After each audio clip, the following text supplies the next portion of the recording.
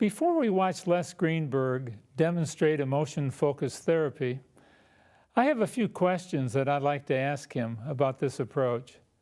Les, welcome. Les, what is emotion-focused therapy? Well, firstly, it's an experiential psychotherapy. So that means we really focus on experiencing rather than on sort of conceptual processing. So it's really not talking about your feelings, but really viscerally feeling your feelings. So emotion-focused therapy, clearly by its name, focuses on emotion. And it's saying focusing on cognition or behavior just isn't enough, although those things might be important.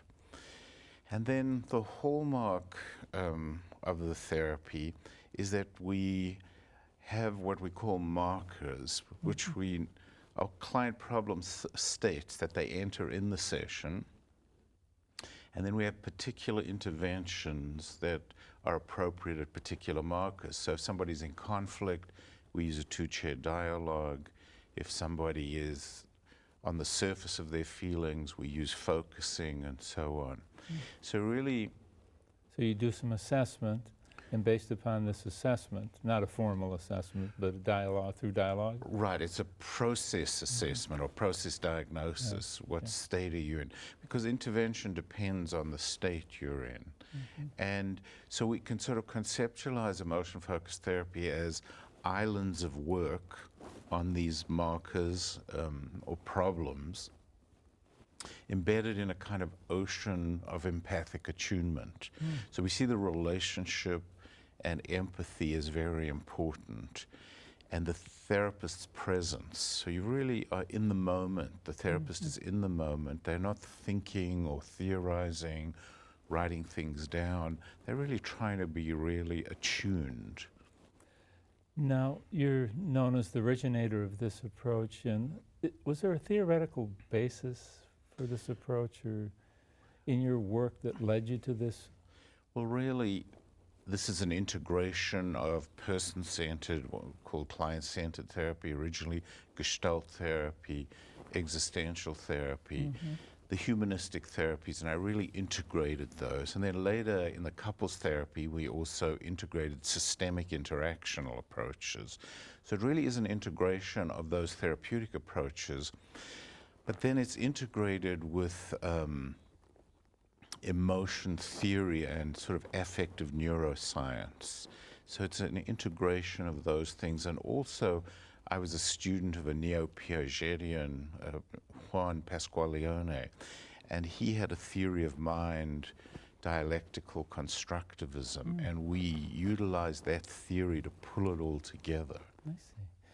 Now, most therapists deal with feelings. What makes this EFT approach unique? Well, most therapies don't actually deal with the visceral experience of emotion and how to work with emotion as such. So we have a set of principles of how to work with emotion: awareness, regulation, expression, reflection on, transformation, corrective emotional experience. So we're really talking about how to directly promote emotional awareness and promote emotion transformation. Okay, and so it's it's really then how you work with feelings. That Yes, it's how we work with feelings, and the that level, the depth. Yeah, right, and that it's empirically based. That we've, in a way, we've kind of transformed the art into a science in part. Because working with emotion is so fluid and dynamic, and we've managed to isolate, measure in a reliable way, and so it's empirically based in many ways, and that's what makes it unique. So this, when you talked earlier about these markers and then the particular strategy that you use, this has been tested. Right, this has been tested, but also we have these different identifications of primary emotion, secondary emotion, adaptive, maladaptive, productive emotional processing, unproductive, emotional arousal. And so we've developed measures of all of these and shown how they relate to outcome. Now, when you work with a client, is there like a process you follow? Are there steps? Are there stages? Well, there's sort of circularly organized steps, not a linear sequence. But if we sequence it linearly, the first phase is a bonding and awareness phase in which the narrative unfolds. The second phase is really the key phase of evoking emotion. Then there's transforming emotion. And finally, there's this type of narrative consolidation phase. That's a way of thinking of it as a linear phase. Yeah. And earlier you talked about some strategies and techniques. Can you talk some more about what they are? You mentioned the chair technique. You mentioned... Right, so, I mean, the chair dialogues are very important because they help to get to core emotion schemes. This is another key idea of what makes the therapy unique. So the interventions are being used to get to the core emotion schemes. So we might use a two-chair dialogue between two parts of the self in different ways, an empty chair dialogue with significant others, focusing on an unclear felt sense. Then we have an intervention called systematic evocative unfolding, and that's for when people are puzzling about a problematic reaction. It's actually, we've delineated about 12 different markers and interventions. Okay. Well, in a moment, you're going to be working with an actual client, and what's going to be important when this client comes in? What are you going to be looking for? Help our viewers get kind of a feeling for Right. what's going to stand out. Well, really, I'm going to be trying to follow the core painful experience. We talk about following the pain compass, because the pain leads you to the core emotion, to the core need. So I'm going to be following the narrative, but I'm going to be following vocal and facial expression that shows me what people are feeling. Because I think you really have to feel things to heal them. And we've got to get to what the core painful emotional experience is. So you have to feel things to heal them. Can you say a little more about that? Well, another phrase I use is you have to arrive at a place before you can leave it. So I think to change fear, you have to feel fear. To change shame, you have to get to know it. You have to feel it. It's like we have to accept ourselves before we can transform ourselves. We've got to get to it experientially, because then it's open to corrective emotional experience or to a new experience. If we're just talking about it, it doesn't sink into the deeper core of our being.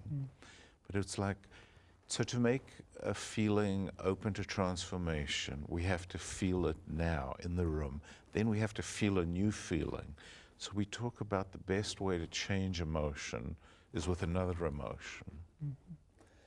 Now, when the client is talking, what are you focusing on? I mean, you said you're watching a lot of things, but you know, people are going to come in, they're going to be telling about the presenting problem, they're going to be talking about the narrative, the story of their life, they're going to be talking about thoughts and feelings and actions and... Yeah, so really I'm focusing on two main things. What are you experiencing and what's your core pain, and what are the markers that are coming up? Okay. So markers always come up, and I'm following the painful the emotions and the painful emotions. And if they're positive emotions, that's good. I'll follow that too. But I do think you have to get to the pain for people who are troubled. And people in general avoid their pain. They avoid painful feelings. So I'm trying to provide a safe environment to help them accept, undo the avoidance, to tolerate the emotion. But just tolerating emotion isn't enough. You also need to transform. And that's where the idea of accessing strengths, internal resources that are emotionally based will help change the negative feelings by getting to these more adaptive feelings. Can you talk a little more about the markers? Well, markers are things like when a person has two parts that are in conflict. We call that a split, particularly a self-critical split. Another marker is when you have unresolved bad feelings that have lasted for a long time towards a significant other. And then there are problematic reactions when I puzzle about a reaction that I'm having.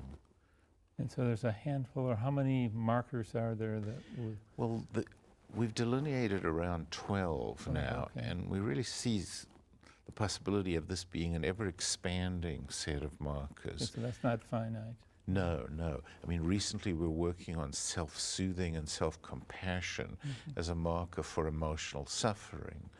And we've developed a whole set of new emotion narrative markers, things like empty story, broken story.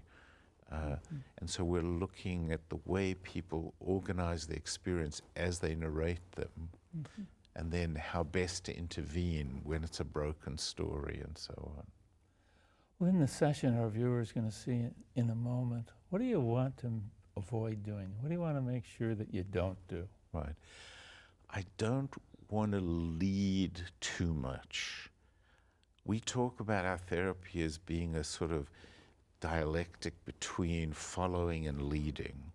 When you're working with emotion, it's like with people self-organizing processes. And I want them to self-organize, but however, I don't believe it's all up to my client. I believe we're co-creating together, but I don't want to lead the person too much away from their own experience. But I am willing to lead in a zone of development. Like I can be a half a step ahead of a person, but not 1.5 steps ahead. That's too far, and I don't want to over-influence.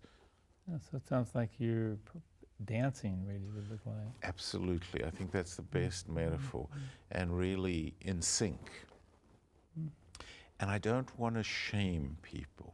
I'm very sensitive to validation and not shaming and not raising anxiety, because that just raises the defenses, the protections, and helps people to stay away from their feeling.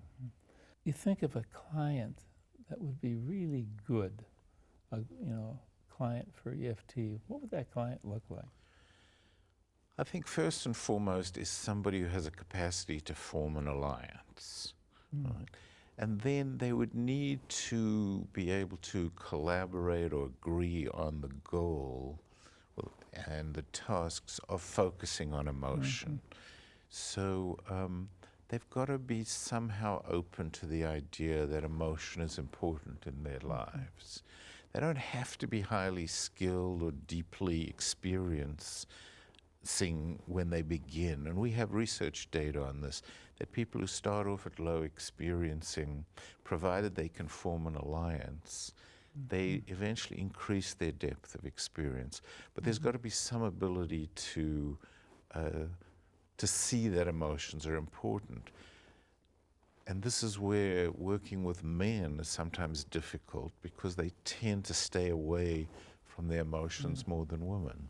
Yeah, that was going to be my next question. Do you really work differently with men and women with this model? Yeah. I think it just takes a longer time with men, and there's the same issue with different cultures. In the Asian cultures, for example, and it takes a longer time to build an alliance, to build the kind of safety that's necessary. But afterwards, we would work in the same way. Maybe as a way to kind of sum up our conversation before we see you work, what would the ingredients be then for good therapy?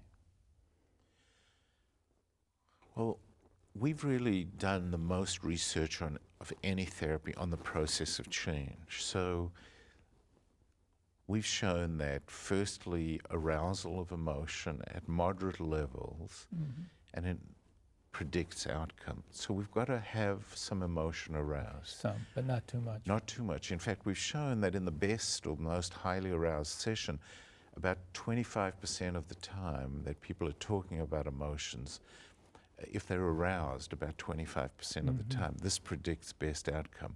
If they're not aroused at all, they don't do well. And if they're aroused too much, it's not good either. So we've got to have arousal. So that would be one ingredient. Right. We've got to have reflection, the ability to turn around and make sense of emotion or mentalize it, to somehow make coherent meaning and help Be it able to- develop the narrative in a sense. So we're not talking about getting emotion out. We're talking about arousing it and making sense of it as the kind of core processes. Then we've recently developed a concept of productive emotional arousal. And this is where people are mindfully in contact or aware of their emotion and able to symbolize it, reflect on it, are congruent, and so on. So it's the way people process their emotion that's important. So they've got to process their emotion in a productive manner. That's one of the key ingredients. They've also got to get to their core maladaptive emotions, their core shame, their core fear. And then they have to be able to access their needs. Accessing needs is very central in promoting change. This is like the healthy force within people, is their healthy adaptive needs. So these are the kinds of things that help the therapy to work. So moderate emotional arousal, being able to process this, being able to get the feedback from it and make meaning out of it. Right, right. And then you have down being able to know what your core needs are. Right, right. Well, getting to your core painful emotion, Painful emotion. and the then needs, okay. getting to your core needs that the emotion is telling you hasn't been met. Then once you get to the needs, you tend to, the person who usually becomes an agent, trying to get that need met. This is a way of mobilizing agency in people. Well, now it's time to watch you work, and hopefully we'll see many of those ingredients in this next session. Hopefully, Thank you, Les. right. Thank you.